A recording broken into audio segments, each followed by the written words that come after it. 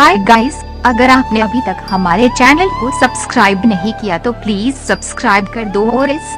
Bell icon को भी दबा दो ताकि हमारी लेटेस्ट वीडियो आप मिस ना कर सके।